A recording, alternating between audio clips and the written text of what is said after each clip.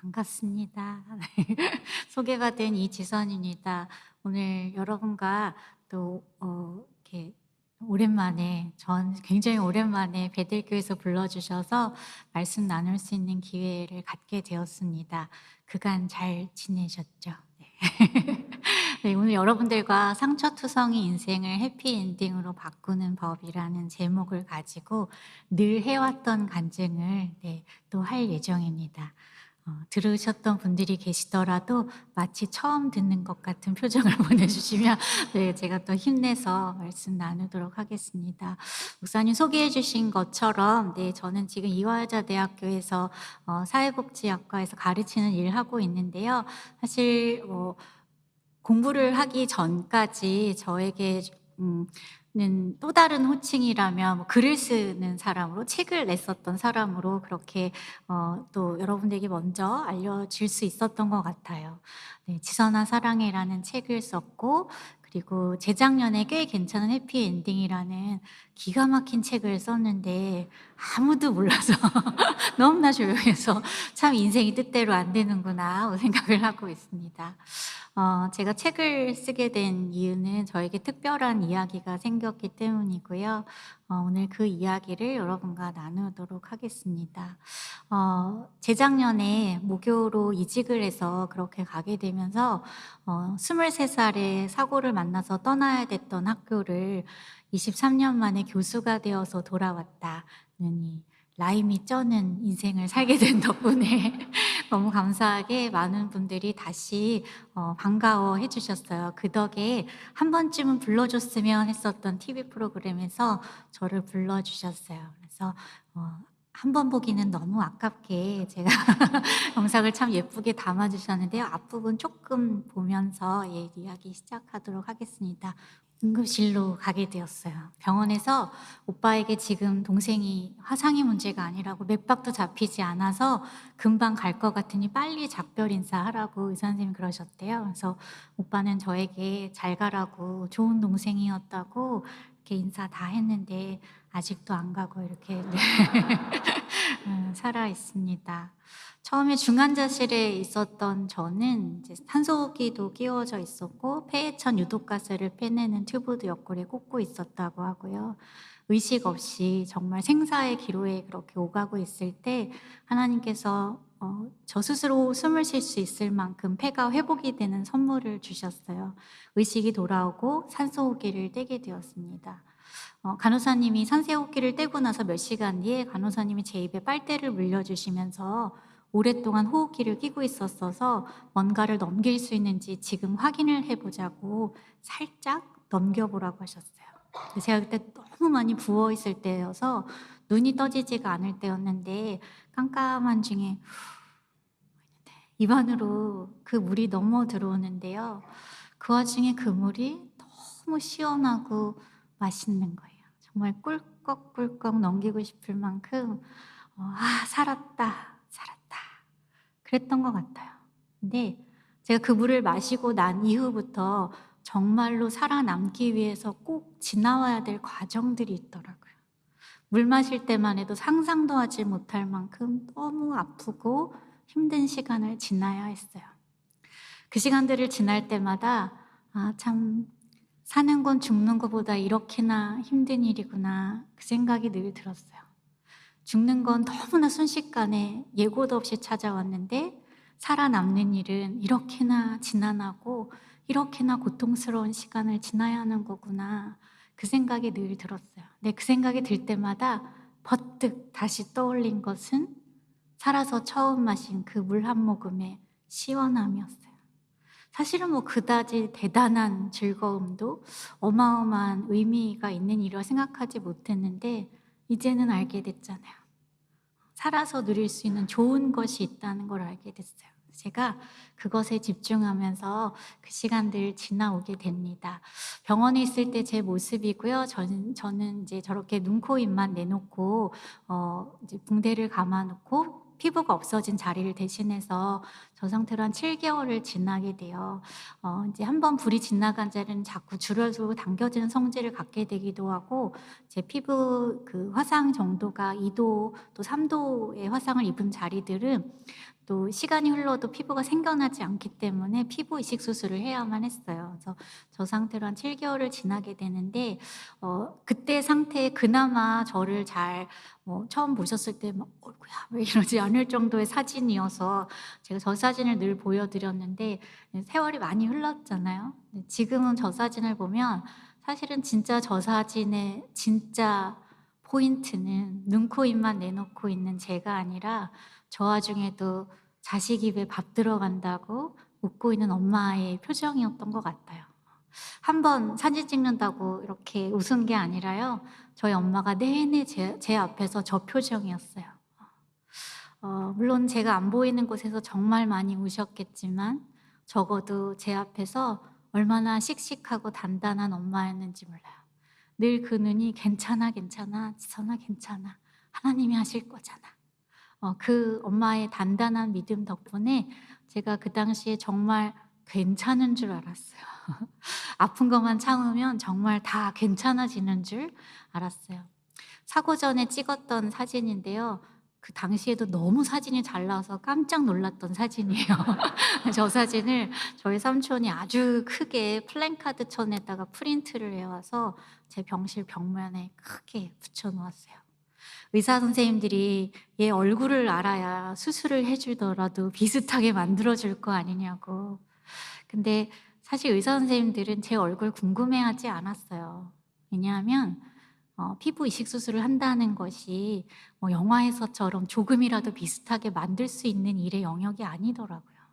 근데 저는 화상을 몰랐고 피부 이식 수술이 뭔지 몰랐으니까요. 수술만 받으면 끝나는 줄 알았어요. 7개월 만에 얼굴에 드디어 피부를 갖는 수술을 받았어요. 열흘 뒤에 붕대를 풀고 제가 저 사진을 찍을 때 저는 이 딱지들만 정리되면 이제 곧 예전의 모습으로 돌아가는 건 시간 문제라고 생각했어요. 7개월 만에 집에 돌아갔습니다. 다 그대로인데 저만 변해 있다는 것을 알게 되었어요. 한번 불이 지나가자는 자꾸 주걱을 당겨지는 성질을 갖게 되었고 그 위에 얇게 이식된 저 표피만 이식된 피부들이 수축이 일어나면서 옆에 있는 피부를 당기고 변형이 오기 시작하는데 목에 이식한 피부들이 쪼그라들면서 턱을 당겨내리고 자연스럽게 제 힘으로는 입이 다물어지지 않는 상태가 되는 거예요. 입을 다물려면 고개를 숙여야 했고 아주 자연스럽게 침을 흘릴 수밖에 없는 상황이 되었어요. 굳이 거울을 들여다보지 않아도 이미 사진 찍을 때 저 모습이 아니라는 건 제가 가장 먼저 알 수 있었던 것 같아요. 밤이 되니까 유리창에 사람 모습이 반사가 되기도 하고 또 입이 작아져서 숟가락을 어린이용 숟가락을 사 주셨는데 "이제 왼손으로도 숟가락질 잘한다." 그러면서 칭찬받으면서 밥 먹다가도 새 숟가락에 비친 저 빨갛고 눈썹 없는 얼굴을 보고 제가 얼마나 깜짝깜짝 놀랐는지 몰라요. 제가 기억하는 얼굴과 달라도 너무 다른 거예요. 그 당시에 저는 제가 본 그 이미지를 머릿속에서 지우려고 했었어요. 기억하지 않아야만 견딜 수 있는 날들이었는데 어느 토요일 오후에 아주 재미있는 TV 프로그램을 보고 있는데 사람들이 막 웃고 있는 소리가 이제 TV 속에서 들려요. 그걸 보고 앉아 있는 저는 하나도 재미가 없다는 것을 알게 됐어요. 사고 전에 그때 마음을 가지고 살아가기엔 제 인생이 제 삶이 너무나 많이 달라져 버렸고 이제는 그때로 돌아갈 수 없다. 아무리 아픈 거 더 참고 수술 수십 번 더 받아도 그때로는 돌아갈 수 없다는 것을 알게 되었어요. 그게 현실이라는 것을 알게 되었습니다. 돈 주고는 살 수 없는 것을 잃었다는 것을 알게 되었어요. 현실을 보고 나니까 마음에 절망이 찾아오는 거예요. 절망이 여기를 가득 채우고 나니까 제가 할 수 있는 일이 딱 2가지 남더라고요. 하나는 아파트 옥상을 찾아서 올라가는 일이었고 또 하나는 하나님을 찾는 거였어요. 다행히 교회에 갔어요. 좀 따져봐야겠더라고요. 살려놨으면 대책 있으실 거 아니냐고. 살려달라고는 했지만 이 모습으로 살게 하실 줄 몰랐다고 막 이제는 어떡할 거냐고 전지전능하시다면서 이제 나 어떡할 거냐고 몇 시간을 따지고 물었는데 대답이 없으시더라고요. 그분은 좀 그런 스타일이신 거 여러분도 아시죠? 그래서 그냥 돌아갔어요. 집에 돌아갔어요. 그다음 날 주일 예배를 드리러 앉아 있었지만 마음은 전혀 찬양하고 싶지도 않았고 목사님 설교도 귀에 들어오지 않았어요. 그냥 앉아서 남들이 볼까 봐 모자 눌러 쓰고 마스크하고 흘러내린 침 때문에 수건 계속 갈아 끼워가면서 정말로 찢어질 것 같은 살을 안고 쪼그리고 앉아 있는데 그 당시에 저는 여기가 끝이라는 생각밖에 들지 않는 거예요. 더 이상 아무것도 기대할 게 없는, 세상이 다 망해도 나는 더 잃을 것도 없이 잃었다는 생각만 드는 거예요. 앉아서 하나님, 혹시 정말로 무슨 계획이 있으셔서 나를 이 고통스러운 삶을 살게 하신 거라면, 두 번째 삶이 허락된 거라면 하나님 도대체 무슨 계획이 있으신 건지, 이 생명 가운데도 무슨 계획이 있으신지 좀 알려달라고, 그래야 나도 좀 살아볼 수 있지 않겠냐고 마지막과 같은 마음으로 기도하고 있었어요. 근데 그날 예배가 끝나고 목사님 제 옆에 오셔서 이렇게 저를 안고 기도를 시작하시는데요. 사랑하는 딸아 하고 시작되는 기도였어요. 저를 사랑하는 딸아 부르시는 목소리가 있는 거예요. 저조차도 저를 사랑할 수 없을 것 같은 그런 모습을 하고 있는 저에게 여전히 사랑하는 딸아 부르시는 하나님께서 이거 그냥 목사님의 기도가 아니구나 제가 알 수 있었어요. 그 음성이 제 귀로 들어오기 시작하면서 그날 목사님 입술을 통해서 약속하셨어요. 너를 세상 가운데 반드시 다시 세우겠다고. 병들고 힘들고 약한 자들에게 네가 희망의 메시지가 되게 할 거라고. 지금 생각하면 되게 멋있는 말이에요. 근데 사실 당시에 저는 제가 기다렸던 약속이 아니거든요. 네 얼굴 다 회복될 거야. 한 2년만 지나봐. 다 제자리로 가게 될 거야. 저 그거 제일 듣고 싶었거든요. 근데 그 얘기 아니시더라고요. 제가 기다린 약속도 아니었고 순간 이해되는 그런 약속도 아니었어요. 제가 기도했던 것도 아니었고. 근데 참 이상하게도 다 이해되지도 기대했던 약속도 아니었던 그날의 그 음성이 제게 어떻게 들렸냐면요. 여기가 끝이야. 끝이야. 그러고 있는 저에게 하나님께서 아니, 여기가 끝이 아니야. 그러시는 것 같았어요. 내가 준비한 해피엔딩이 있다고 여기 이렇게 슬프게 끝내지 말라고. 해피엔딩이 있다고 하시는 것 같았어요. 그래서 그게 뭔지는 모르지만 하나님이 해피엔딩을 준비하셨다면 내가 그것을 살아서 보겠다는 마음 하나로 그때부터 저는 그냥 오늘을 살기로 마음 먹었어요. 내일 나 어떻게 되는 거지? 5년 뒤에 나 어떻게 되는 거지? 그렇게 염려하고 걱정하고 계획하는 게 이제 나의 영역이 아니라는 걸 알게 되었고요. 제가 할 수 있는 일, 그냥 오늘을 충실히 살아내는 일. 한껏 아파하고 또 한껏 힘들어도 하지만 그날의 좋은 것, 살아서 누릴 수 있는 좋은 것을 놓치지 않으면서 그렇게 살아왔어요. 한참 그 당시에 제 모습이고요. 그렇게 저를 제가 그 하루하루를 다시 살아갈 수 있게 만들어준 데에는 네, 저희 가족의 힘이 참 컸어요. 어렵고 힘들 때 이거 다 너 때문이야. 너 때문에 다 우리 이렇게 힘들잖아. 그러지 않고 네가 못하는 거 내가 대신해 줄게. 그 마음으로 제 가까이에 가족이 있어서 제가 그 시간들을 참 따뜻하게 지나올 수 있었어요. 사진 속에는 없지만 저희 엄마, 아빠, 오빠를 또 무릎이 꺾어질 때마다 다시 힘나게 도와주셨던 교회 공동체가 있었고 또 친척들이 있었어요. 엄마, 아빠의 친구들이 있었어요. 그 덕에 이렇게 인생에 크게 넘어진 한 사람을 위해서 참 많은 분들이 도움을 주셨었습니다. 어, 그러면서 제가 글을 쓰기 시작했어요. 내게 무슨 일이 일어났는지, 어떤 감정을 느끼고 있는지 제가 글을 쓰기 시작했어요. 사실은 처음에 글 쓸 때 제 마음은 보이는 것처럼 그렇게 24시간 내내 불행하지는 않다고 감사한 것들이 놀랍게도 감사한 것들이 있더라고. 그런 이야기를 좀 오해를 풀고 싶어서 글을 썼었거든요. 예를 들면 짧아진 손가락이지만 재활 훈련하면서 제 힘으로 펜 다시 잡고 글씨 쓸 수 있게 된 날 너무너무 기뻤어요. 엄마가 싸주시는 상추쌈도 너무너무 맛있었고요. 인생의 새로운 기쁨들을 알아가면서 보이지 않는 것에 있는 큰 기쁨들을 그렇게 배워가면서 제가 글을 쓰기 시작하면서 하나님께서 날마다 주시는 저 광야 같은 시간에 날마다 주시는 만나와 같은 감사가 있다는 것을 알게 되었어요. 그것들을 기록했고 기억하면서 그 힘으로 지나오게 됩니다.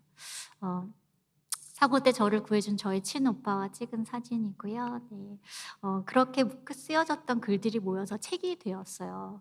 어, 일본어와 중국어로도 번역이 되어서 왠지 세계적인 베스트셀러 작가 되나 봐. 막 이렇게 한참 네, 오해하고 있을 때였는데 아직까지 그런 일은 벌어지지 않았지만 책 내고 참 감사한 일들 많았어요. 인생의 고통이 제가 겪은 이 화상의 고통만 있는 것이 아니잖아요. 때로는 친구들에게조차 가족들에게조차 꺼내놓을 수 없는 이야기들이 흉터들이 상처들이 인생 곳곳에 남아있는 분들에게 제 책이 전해지고 이것을 읽으신 분들이 마치 저를 만났던 것처럼 저에게 당신의 이야기를 들려주러 편지를 보내오시는 거예요. 비바람이 내리치는 인생에 이 비를 나 혼자 다 맞고 있나 그런 마음이 들었는데 지선 씨가 비를 같이 맞아주고 있는 것 같아서 좀 위로가 되었다고. 어떤 마음인지 너무 알 것 같았어요. 그러시면서 근데 이 빗속에 우산을 펼치고 그럼에도 인생이 살아볼 만하다고 말하는 지선 씨처럼 나도 살아보겠노라고. 이번 주에 교회 가볼 거라고. 막 그런 편지들이 오는 거예요. 얼마나 감사했는지 몰라요. 그 편지들을 받을 때마다 이메일들을 받을 때마다 하나님이 제 어깨를 토닥토닥 하는 것 같았어요. 그거 봐. 그때 살아남길 얼마나 잘했어. 그 영혼의 그 깊은 밤을 지나오길 얼마나 잘했어. 이렇게 의미 있는 삶 살게 되잖아. 모르겠어요. 남들은 이것이 과연 저 역시도 사고 전에 생각했던 행복이나 성공의 그림과는 좀 다를지는 모르지만 제가 이 시간들을 지나오면서 생명보다 귀한 것은 없다는 것을 배웠거든요. 근데 누군가의 생명에 잠시 잠깐이라도 힘을 보탤 수 있는 인생이 되었다는 것, 그 귀한 일에 나도 동참할 수 있게 되었다는 것, 하나님 손안에 쓰임 받을 수 있었다는 것, 그게 제 인생에 이미 꽤 괜찮은 해피엔딩을 하나님 보여주고 계신다 느꼈을 때의 이야기입니다. 그러면서 제가 책에 쓴 글귀 중에 하나인데요. 제 마음에 작은 소원이 자라나기 시작했어요. 제가 결코 혼자 힘으로는 살아날 수 없는 그런 시간들을 보내면서 저를 향해서 내밀어준 교회와 친구와 또 가족들의 손을 붙잡고 일어나면서 나도 누군가에게 이 따뜻한 손이 되고 싶다는 꿈을 꾸게 되었어요. 세상에 제가 가진 친구와 교회와 학교와 이웃이 없는 분들이 너무너무 많이 있더라고요. 그분들에게 이 손이 필요하다고, 내밀어줄 손이 필요하다고 이야기하는 목소리가 되고 싶었어요. 그래서 제가 사회복지를 공부하게 됩니다. 말로만 공부한 게 아니라는 세 장의 증명사진을 들고 네, 공부를 오래 했어요. 오래 하고 네, 벌써 2016년입니다. 2016년에 UCLA 졸업을 하고 한국으로 돌아가서 한동대학교에서 가르치는 일을 시작했고요. 교수는 자의반 또 타의반 가르치는 일도 하지만 연구하면서 지내요. 정말 작은 목소리를 가진 사람들의 목소리를 저는 연구에 담는 일을 하고 있습니다. 발달장애를 가진 청년들이 한국에서 학교를 졸업하지만 그 이후에 갈 곳이 없어요. 능력과 흥미에 상관없이 아주 간단한 일만 하면서 살아요. 어떻게 하면 일다운 일자리, 의미 있는 일 하면서 살 수 있을까? 그 고민하면서 함께 일하시는 분들과 그 연구하고 있고요. 최근에는 우리 청소년들 중에 부모님이 죄를 지어서 교도소에 가 있는 청소년들을 만나게 되었어요. 당연히 존재했을 아이들인데 제가 그전까지 전혀 이들이 존재했을 거라 생각도 못했던 아이들을 만나게 되었고, 그런데 부모의 죄인데 교도소 밖에서 이들이 마치 그 벌을 같이 받는 것 같은 생활을 하게 되는 거예요. 어떻게 하면 이들이 건강한 어른으로 자라날 수 있게 어른들이 도와줄 수 있을까, 그 고민을 하면서 저는 요즘에 그렇게 지내고 있습니다. 벌써 가르친 일 한 지 한 8년째 되고 있어요. 이번에 이제 지난 1월에 시애틀에서 학회가 있어서 이번에 이제 8년 만에, 8년 반 만에 미국에 오게 되었습니다. 제법 교수 같이 이렇게 학회에서 발표도 하고 네, 이렇게 왔습니다. 남은 시간에 여러분들과 제가 했었던 연구 중에 한 부분을 우리 인생에 좀 적용할 수 있을 굉장히 복음다운 이야기가 있어서 여러분들과 이야기 나누겠습니다. 제가 한국에 돌아가서 했던 첫 번째 연구였어요. 저처럼 화상 흉터를 가지고 있지만 더 이상 환자는 아닌 화상 경험자들이 어떤 어려움을 겪고 있는지 조사해 달라는 의뢰가 있었습니다. 그 조사를 시작하면서 제 마음 한켠에 이런 질문이 생기는 거예요. 저 역시 어려움을 겪었지만 어려움 가운데 전에 몰랐던 새로운 것을 보게 되었고 삶에 참 많은 선물들이 있다는 걸 봤잖아요. 근데 과연 이런 일들이 앞에서 마이크 잡고 책 쓰고 있는 나에게만 일어나는 특별한 일인가? 아주 특별한 사람에게만 일어나는 일일까? 궁금한 거예요. 그래서 저와 비슷한 경험을 한 이 화상 경험자들에 대해서 조사하면서 혹시 이런 경험이 있는지를 조사했습니다. 학자들은 그것을 외상후 성장이라고 이름 붙였는데요. 지금 보시는 것처럼 저에게만 일어나는 일이 아니었어요. 참 놀랍게도 가벼운 화상이 아니라 중화상인 경우에, 또 화상 부위가 얼굴이나 손에 있어서 도저히 가려지지 않는 흉터를 가진 사람들에게서 그 성장의 폭이 훨씬 더 유의미하게 나타난다는 것을 발견했어요. 세 번째가 참 중요한 변인인 것 같은데요. 가족 관계가 이 나쁜 일을 겪기 전보다 더 좋아졌어요. 이렇게 생각하시는 분들에게서 이 변화들의 폭이 훨씬 더 크게 나타난다는 걸 볼 수 있었습니다. 외상, 트라우마라고 하는 것은 저처럼 겉으로 이렇게 상처 입었다는 뜻이 아니라요, 마음의 보호막이 찢어지는 일을 뜻한대요. 우리 마음이 다치지 않도록 싸고 있는 보호막이라는 것이 있는데 이것이 찢어져 버리는 사건들이 우리 인생 가운데 일어납니다. 통제할 수 없었고 예측할 수 없는 어떤 일들이 우리 마음에 상처를 내버려요. 그리고 시간이 흐르면서 사람들이 회복을 하게 됩니다. 그런데 어떤 사람들은 보니까 그 일이 일어나기 전, 불행한 일이 일어나기 전의 상태로 그저 돌아가는 것이 아니라 마음에 키가 있다면 키가 훌쩍 자라서 담장 너머에 있는 것을 새롭게 보기도 하고, 마음에 크기가 있다면 그것이 커져서 더 많은 것들을 담게 되기도 하더라는 거예요. 성장이라는 표현이 딱 들어맞는 그 전보다 훨씬 더 자라난 것 같은 변화들이 있더라는 겁니다. 전 세계 인구의 76%가 인생을 살면서 이러한 불행한 일에 노출된다고 해요. 우리가 태어나서 누구나 죽는다는 것은 알고 있지만 사랑하는 사람이 세상을 떠나는 것, 사랑하는 사람과 이별하는 과정은 예상치 못한 충격과 슬픔이 되기도 합니다. 건강하게 살고 싶어요. 그쵸? 저도 막 기를 쓰고, 네. 약도 챙겨 먹고 몸에 좋다는 거 막 먹는데요. 어느 날 갑자기 의사에게서 보도 듣다 못한 병을 진단받기도 하는 것이 우리 주변에서 많이 일어납니다. 집으로 가던 길에 저처럼 사고를 만나기도 하고, 정말 안전하다고 여기는 집이나 또 학교에서 폭행 사건에 휘말리기도 해요. 결코 안전하지 않은 이 땅을 살면서 우리가 상처받을 수밖에 없는 일들에 되는데요. 이런 일들을 겪으면 어떤 변화들이 일어난대요. 피부가 상처나면 그 자리에 진물 나고 피나고 닦지 않는 것처럼 우리 마음에도 마치 그 일이 또 일어날까 봐 두려워하기도 하고, 그 일에 대해서 슬퍼하고 우울해하기도 하고요. 힘든 시간들을 보내는데 동전의 양면처럼 제가 오늘 말씀드리는 이 외상 후 성장이라는 것은 그 스트레스가 가져다 준 나쁜 것들 반대에 좋은 것도 있더라는 이야기를 하는 거예요. 전에 몰랐던 새로운 자신을 발견하기도 하고요. 옛날에 생각했으면 나는 그건 절대로 못했을 것 같은 일인데 지나고 보니까 그 일들을 잘 지나온 자신을 발견하기도 하고요. 그 시간 가운데 함께 해준 사람에 대한 감사함이 생기기도 하고 새로운 영적 세계에 들어가기도 한다는 거예요.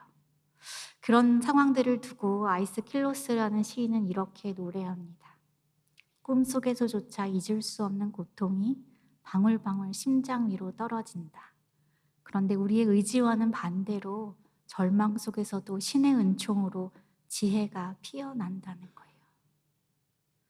원치 않은 일을 겪으면서 참 어울리지 않게도 그 안에 지혜가 피어나는 것, 저는 그것을 외상후 성장이라고 말할 수 있을 것 같아요. 인생에 비바람이 불어요. 어떤 것들은 그저 바람이 불어오는 방향으로 맞서서 견디는 일도 있고 때로는 휘청했다가 제자리로 돌아오는 일도 있는데요. 또 어떤 일들은 이전과는 완전히 다른 상태를 만들어버리기도 하는 거예요. 사람 사이의 관계가 달라지기도 하고 경제 상태가 달라지기도 하고요. 저처럼 모습이 달라지기도 하고 건강 상태가 달라지기도 하죠. 종류는 다르지만 이런 트라우마, 어려운 일들을 겪는 사람들에게서 동일하게 경험되는 한 가지 사실이 있어요. 지금 여기에 적혀 있는 것처럼 전에는 몰랐던 것 아닌데 모른 척하고 살아야 편안했던 그 진실 앞에 마주한다는 거예요. 인생은 예측할 수 없지. 예측할 수 없는 인생 가운데 나라는 존재, 인간이란 존재는 얼마나 연약하고 상처받을 수밖에 없는 존재인가. 그 무력감과 무능함에 우리가 다시 한번 떨게 되는데 참 아이러니하게도 그 아픈 진실을 마주한 사람에게 드디어 성장의 기회가 찾아온다는 거예요. 학자들은 이런 일을 겪는 것에 대해서 깨진 꽃병과 비유하고 있어요. 아주 소중히 여기는 값비싼 꽃병이 있다고 한번 우리가 가정해보죠. 너무너무 아끼던 건데 나의 실수든 가까운 사람의 잘못이든 잘못된 선택으로 의도치 않게 그것이 와장창 깨어져 버린 거예요. 산산조각이 난 조각들을 내려다보며 여러분 어떤 반응을 보이시겠어요? 화도 나고 막 범인도 찾아 나설 거예요. 범인이 있든 없든 그런데 우리가 그 화살들을 누군가를 향해서 막 쏘다가 결국은 마지막엔 다 자신에게 그 화살을 돌린다고 해요. 처음부터 꽃병 같은 건 가지지도 말았어야지. 마치 욥기에서 욥이 어미의 태에서조차 나오지 말았어야 할 인생이라고 말하는 것처럼 우리 인생을 다 부정하게 만드는 그런 비극 가운데 그 생각 가운데 우리가 빠지게 됩니다. 그런데 정말 끝이야. 이 산산조각이 난 것으로 뭘 할 수 있겠어? 뭘 할 수 있겠어? 쓰레기를 가지고 내가 뭘 할 수 있겠어? 라고 하는 가운데 하나님께서는 우리에게 이 그림을 주시는 것 같아요. 그 어느 것도 다시 무엇이 될 수 없을 것 같은 쓰레기와 같은 산산조각을 가지고 하나님은 내 인생에 이 산산조각들로 어떤 새로운 작품을 만드실까? 깨진 꽃병의 조각들로 하나님은 어떤 작품을 만드실까? 그 기대를 가져보는 것, 저는 그것이 하나님께서 성경의 수많은 말씀들을 통해서 우리에게 하시는 말씀이 아니신가 하는 생각을 하게 되었습니다. 고린도후서 4장 6절 7절의 말씀이에요. 어두운데 빛이 빛이라 말씀하셨던 하나님, 어둠 가운데 말씀으로 빛을 창조하신 빛의 주인이신 그 하나님께서 예수님 얼굴에 있던 빛, 하나님의 영광이 무엇인지 깨닫게 하는 그 진리의 빛을 우리 마음에 주셨다는 거예요. 제가 저 말씀을 읽는데 그 보배로운 것을 질그릇에 담았다고 하시는 거예요. 근데 하나님, 내 인생이 질그릇이라면 하나님, 나는 와장창 다 깨어졌다가 어떻게 그냥 조각조각 얼기설기 붙여진 그런 그릇이네요. 그런 마음이 드는 거예요. 저 말씀을 보는데 하나님, 나는 깨진 그릇이었어요. 근데 하나님께서 저 말씀이 다시 다가오게 하셨어요. 아니, 너는 깨진 그릇이 아니라 그 보배로운 빛을 담은 너는 보물 그릇. 너는 보물 그릇이라고 말씀하시는 거예요. 그러면서 제가 제 인생에 하나님께서 나의 선산조각난 이 인생들을 어떻게 새로운 작품으로 만들어 가시는지 보게 되었어요. 제가 여러분과 말씀 나누면서 이 다시 쓰기에 좀 집중하면서 말씀을 마무리하고 싶습니다. 오늘 제가 여러분들과 사고 이야기를 하면서 좀 독특한 표현을 썼는데요. 감지하신 분이 계신지 모르겠습니다. 제가 사고를 만났다고 그래요. 사고는 당한 건데요. 당한 게 맞는데요. 어느 날부터 사고 당했다는 표현이 좀 적절치 않다는 생각이 들기 시작했어요. 사고를 당했다 말할 때마다 저 스스로를 저 음주운전 교통사고의 피해자예요. 저 피해자예요. 그러고 있는 것 같은 거예요.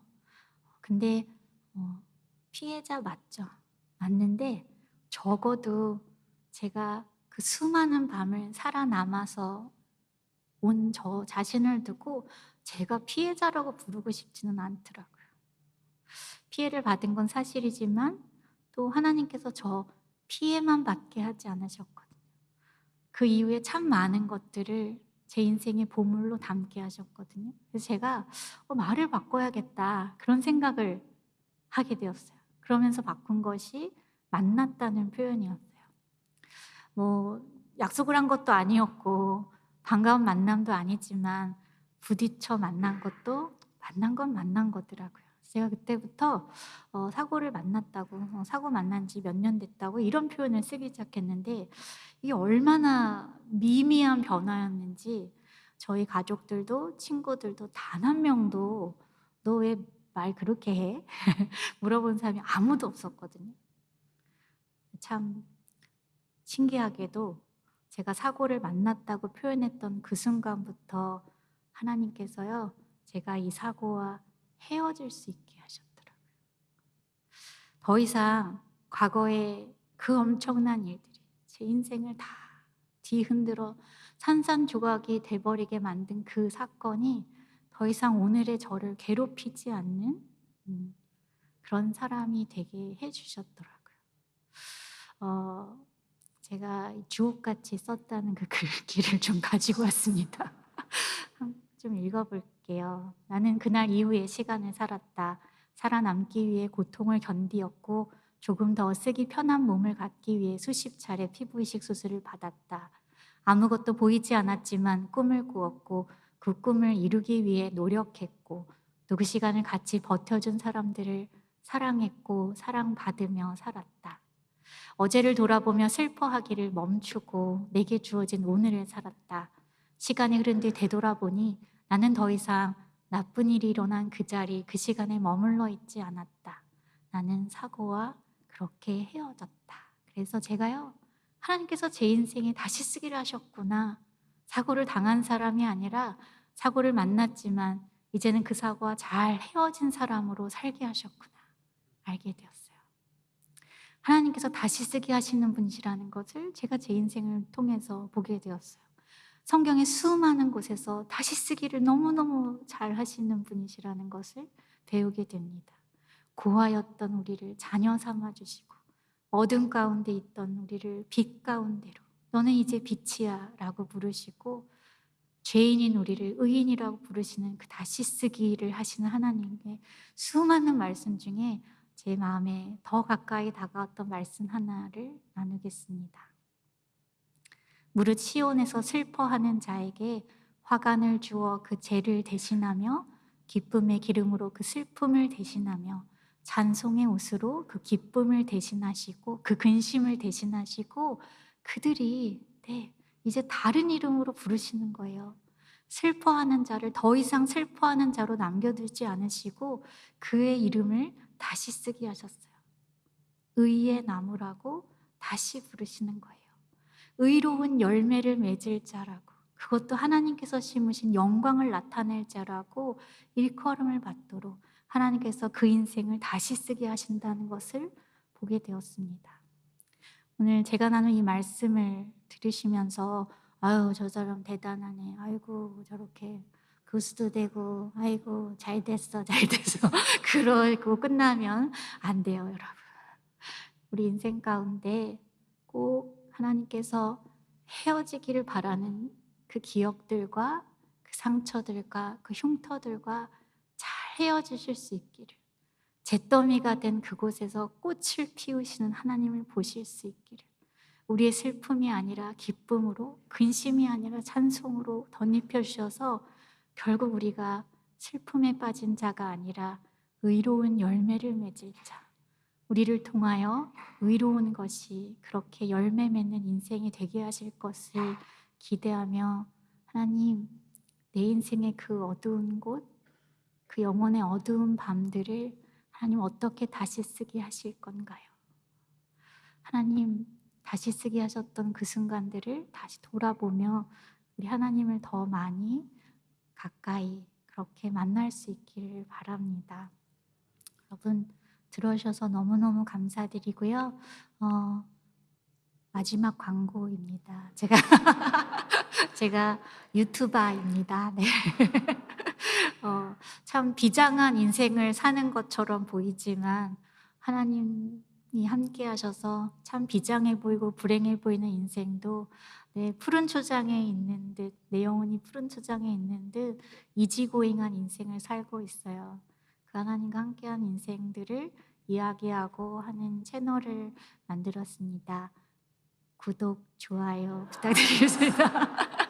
네, 여러분 너무 감사드리고요. 또 어디서 어떻게 또 소식을 전하고 만나게 될지 모르겠지만 우리 인생 가운데 다시 쓰기 하시는 그 하나님 함께 찬양하며 또 그렇게 그 간증들을 나눌 수 있으면 좋겠습니다. 고맙습니다.